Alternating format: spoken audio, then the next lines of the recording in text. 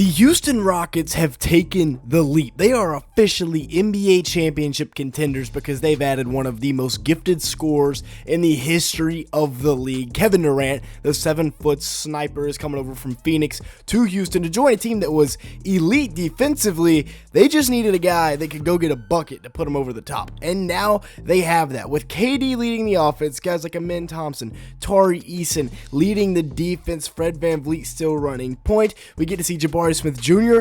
run with KD some, try and, find some development there. And then also, the number 3 overall pick from last year's draft, Shepard, should be getting a lot more minutes this season. Now, everybody knows that the Rockets lost to the Warriors last year in the playoffs, and taking a deep dive into that, the Rockets only averaged 104 points per game. The Warriors absolutely shut these dudes down. They needed that high-level score in Kevin Durant, and they've brought him in. But 104 points per game in a playoff series? The Rockets last year were about middle of the pack when it comes to points per game, finishing 17th with an average of 113.5 points per game per night. However, their 104 points per game in the playoffs would put them 30th out of 30 NBA teams. Yes, they would be so bad at scoring the ball, they would be ranked behind my Charlotte Hornets, who are so unserious that we have the Kmart version of Jason Tatum and Jaylen Brown and Daquan Jeffries and Isaiah Wong out there on the wing.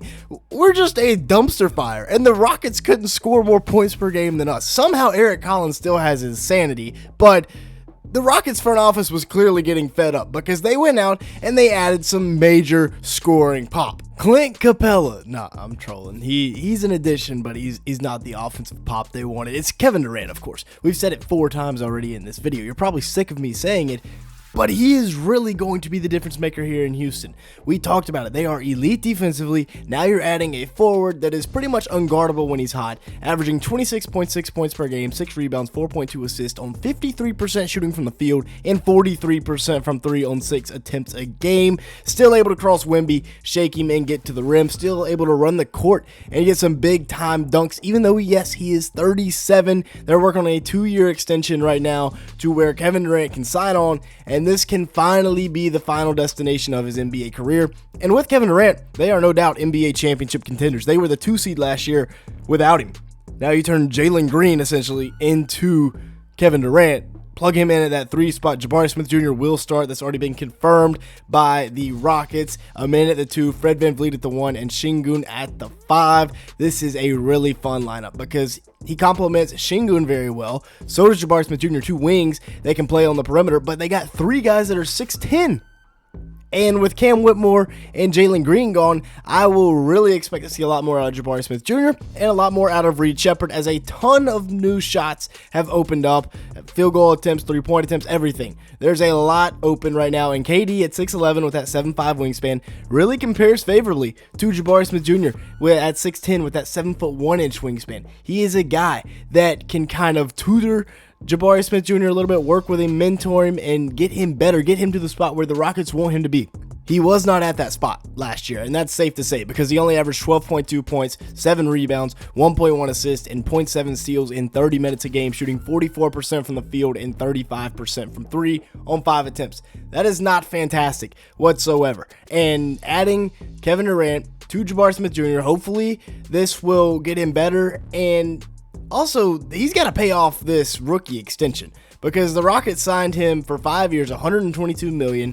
I still have all the confidence in the world in Jabari. He's still got all the shot-making ability that he had coming out of Auburn. We'll see, though, if he pays up to that contract, because if not, that's going to look bad in a couple of years. Shepard, the other guy that I think will get a lot more touches this year. He should be a significant piece to this rotation. Probably going to be the backup point guard or the backup 2, depending on where they play Aaron Holiday and if they play Aaron Holiday. But last year, he averaged 4.5 points a game, 1.5 rebounds, 1.4 assists, and 0.7 steals in 12 minutes per game, shooting 35% from the field and 34% from 3.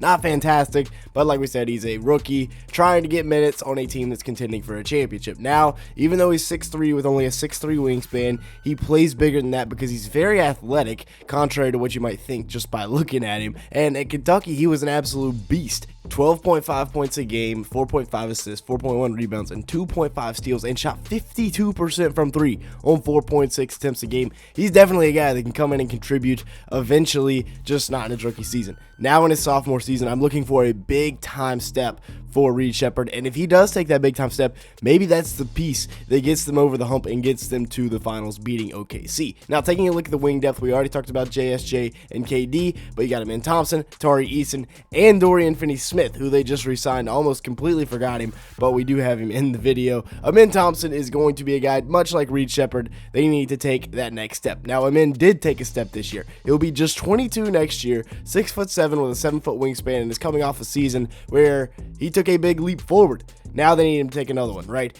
The reason for that is he shoots just 27% from 3 on 3-pointers on 1.3 attempts a game, and teams really don't even have to guard him out on the perimeter. So in the modern NBA, you can't have that. He's got to be able to at least hit 34-35% of his threes. He averaged 14.2 points per game, 8.2 rebounds, 3.8 assists, and then almost 3 stocks while shooting 57% from the field. Yes, he's a great cutter off the ball. Yes, he's very athletic. Yes, he's one of the best defenders in the league.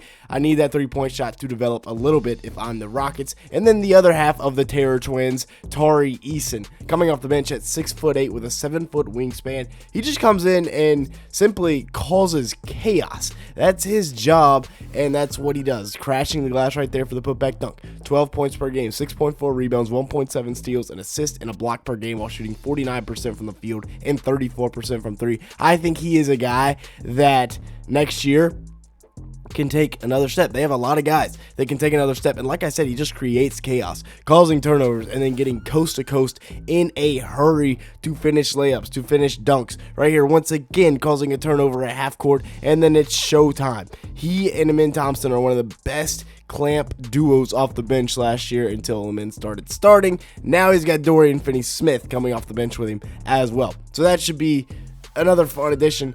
DFS at 6'8" with a 7-foot wingspan really could start. Depending on how well Jabari Smith Jr. plays, DFS could end up in the starting lineup. But if Jabari Smith Jr. plays as well as they think he's going to play, then DFS will come off the bench, averaging 9 points a game, 4 rebounds, 1.4 assists, and a steal in 29 minutes per game last year in La La Land. 45% shooting from the field, 41% from 3. And I don't know how the Lakers let him get away. He was a crucial piece to their lineup, can hit the 3 ball, really can defend. Signed a 4-year, $54 million deal with the Houston Rockets, and the Rockets are really going all in on this roster right now alongside of KD, trying to go get a chip before he has to retire. And DFS, yes, they bring him in because he can hit the 3 ball, but really it's because of that defense. He is fantastic on that side of the court, both on the ball, off the ball, rotating over. He's just great. Now, looking at this lineup, I think